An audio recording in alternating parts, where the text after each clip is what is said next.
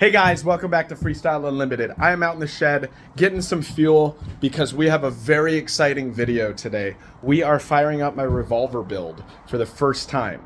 And I feel really bad because I haven't filmed a lot for this actual build, but that's because I didn't actually have the channel started when I bought all of the stuff. But it is a from the ground up build. I will do a very thorough walkthrough of everything that I've done in the last 2 weeks or so since I started building it, and we will fire it up today. I am back in the garage. I've got my gas over here. We are gonna take a look at my revolver. So without further ado, here she is.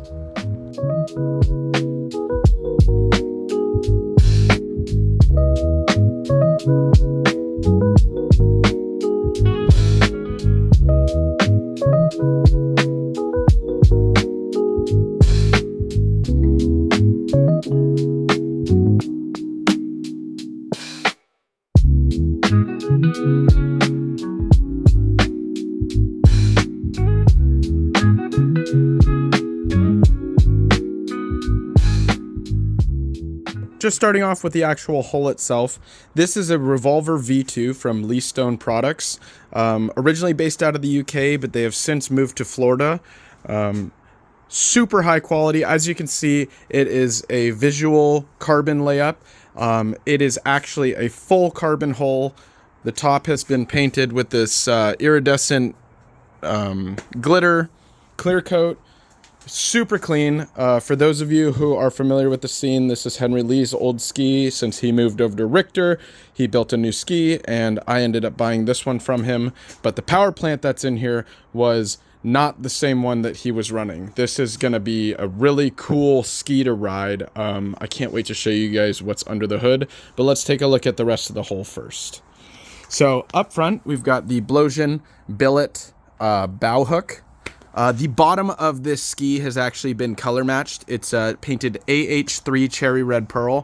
For those of you Nissan guys out there, that is the Nissan color from the 90s. That's my 300ZX. We'll get into some of the car builds a little bit later on the channel. But coming down the side here, we've got a handful of billet pissers so that we can get all of the water out of the motor so it can cool efficiently. Up top, we've got the Blosian billet handle pole.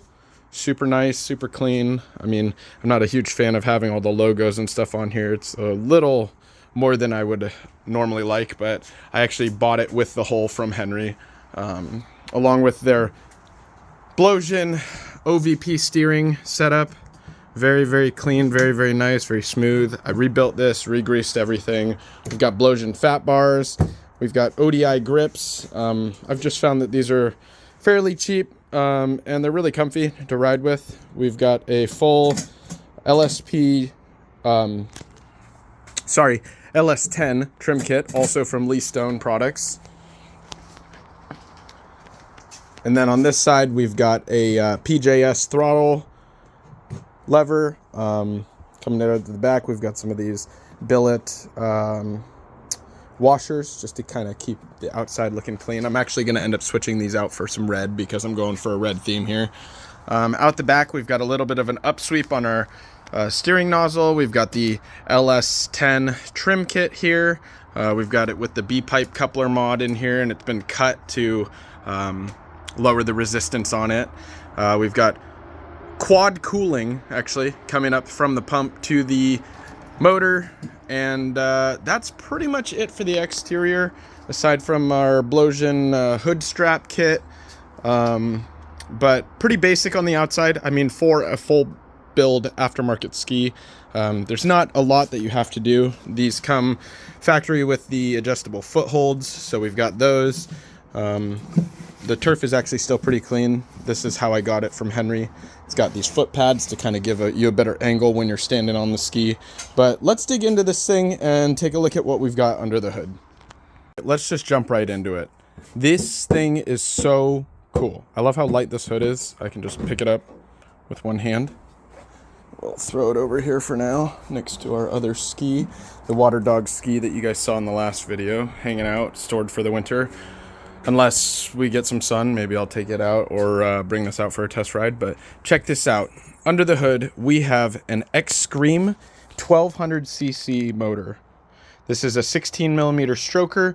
This specific motor is the X-Scream 1200 or the XS 1200 RRC3, meaning this is their race comp motor. This is actually out of Rashid's old World Final ski. The motor is, I believe, a 2016, but it was rebuilt last year, so it's got just under 15 hours on it, I believe. I test rode this motor. I'll put a link here to my buddy Travis. He let me test ride the ski, and then I ended up buying the motor, the pump, the prop, the whole drivetrain setup from him, and then I've had to piece together the rest of it. But I got like the exhaust and the carbs, and I've got a setup that was already pretty dialed, and I got to test ride it, so I'm super happy with it. Yes, these X-Scream motors, especially the older ones, are a little bit heavier, but they pack a punch, man. They are so hard hitting, it is insane. So we'll just kind of take a look at some of the stuff we got going on in here, and we'll get some gas in it, and hopefully this thing will fire right up. So stay tuned. So obviously we went over what the base motor is. The X-Scream motors come on an 800cc Yamaha base. So I think this is a GP 800 bottom end. It's got a 16 millimeter stroker crank. This specific motor setup, I have it running on a MSD total loss, so we don't really need this Bendix wiring, but we have a charging system as well, but we feel like we get better firing with the total loss system, so I opted to start off with that. If we want, we can always switch back to the charging system. Coming back to here, we've got the e-box. Looks very basic. It's a Yamaha 760 e-box, but inside of it we've got a Zealtronics controller that will allow us to actually tune everything about the ski. Super cool. I will do a dig-in video for the Zealtronics system to kind of give a rundown if anyone is interested in moving over to the Zealtronics from a stock ignition system or even like an MSD, because they are, in my opinion, becoming somewhat outdated. But moving over to the exhaust side here, we've got a full power factor exhaust. This manifold has been modified to fit a spray bar down here, so we get a little bit of water spray into there to kind of help with temps and change the displacement a little bit. So it is tuned and ready to go. We've got the full pipe setup, lay down pipe setup in here. I'm currently running it without water in the water jacket because this is the way I was recommended to run it by Jordan from Jet Ski Nerd. Up front here, we've got you can see this. It is a flow control valve that goes to our pisser, and it is dialed in as well. This big purple thing we got here, this is a Rad Dudes tall fuel tank. This thing's awesome. It actually gave me an opportunity to mount the battery up here. Previously, Henry had mounted it down here, which didn't seem very convenient. I've got this big old quick disconnect for charging and just to unplug it when the battery is not needed. Coming around this side, we've got a power factor water box. This one has been internally modified from my understanding so that the angles are a little bit different. This thing is extremely loud, as you guys will find out. Full fuel system's been redone. This is all new hose from Blowsion. We've got our tank vent. Nothing too special. I probably will end up repowder coating this at some point to red because I'm going with a red theme here. Over here we've got some full spectrum carbs. These things are awesome. They flow really well. They perform great. They are a Mikuni base, and then they dig into them and they, bore them out, and they actually take the bomb sights out. In the middle here, normally you would have a shaft that comes out to a little circle bomb sight here. But these, if you look right here along the edge, you'll see all these little tiny holes. That is your fuel feed. So a very interesting design, allows for a lot more fuel flow, and usually you don't end up with the dribbling that you'll get on bomb sights on these high compression motors sometimes. But great carbs, ready to ride. And then obviously we've got all of our cooling. These high CC motors are really interesting for cooling. They don't run like your normal skis would. I'll probably do a full video walkthrough of the science behind how the cooling systems work on these, but I'll give you kind of a quick rundown. We've got 2 lines coming in here. One of them tees off, goes to the bottom of the intake manifold, and the other one runs up to our pisser with our flow control valve. And the other one also tees off, goes to the top of our manifold, and then goes to our spray bar.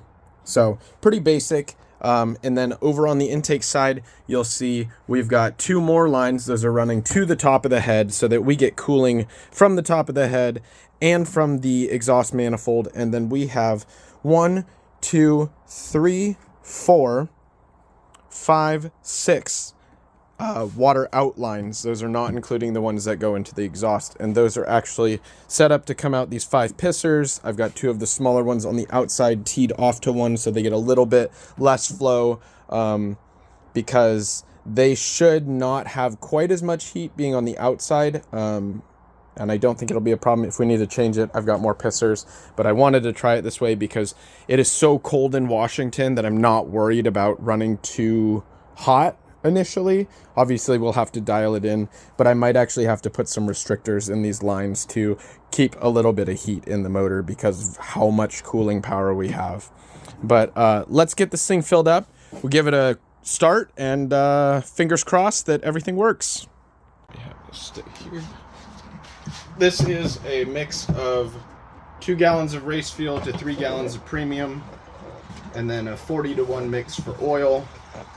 This is pretty much what I run in all of my built skis because they're not super high compression. This one should be sitting around 220, I believe. So we're at we're running 113 octane for the race fuel. So I think that puts us at about 100 and something octane total. So it's a good mix. Haven't had any issues with it. This is what Travis, the previous owner of the motor, ran as well. So, should be fine. Super happy I found this fuel tank. They apparently don't make them anymore from what I understand. I got this one secondhand from a guy down in California. He sold it to me for $200 and it is in great shape. No issues, no real scratching or anything. Yeah, it's purple, which isn't my favorite color. But it works for now. You know, for the price, I can't really complain. Alright, we are most of the way full here. Hopefully this tank doesn't leak. I probably should have pressure tested it, but we'll find out. If my whole ski fills with fuel, we'll know that it leaks, I guess. Should really, really suck. I've got one more thing that I actually have to do before I can take it out riding, and that is I've got my fuel pump down here. It's just sitting down here right now, but I need to mount it to the side of the hull up here somewhere so that it's secure and kind of out of the way. But we can fire it up without that for now. So I'm going to get this thing primed, and I'll get back to you guys for the first start.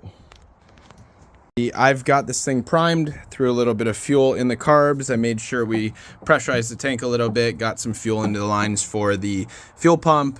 We've got our pulse line here, so we should be good to fire this thing up. All right, let's fire this thing up again. Woo.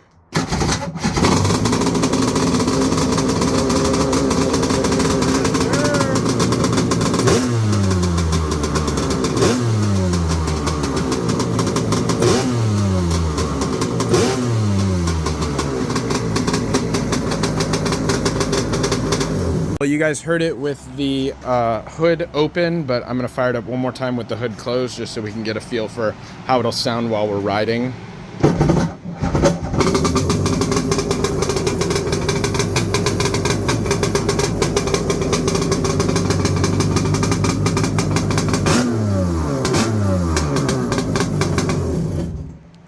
Well, there you go. Guys, well, that is the Revolver. Kind of breakdown. This is the last ski in the fleet that I'm going to go over. I've still got my sit down if you guys want to know about it. It's a cool ski, but I'm actually looking to sell it. So that is the last stand-up ski in the fleet, and this is probably going to be by far my favorite ski to ride. But thanks for watching. Check out the channel for all the other skis and stay tuned for more content.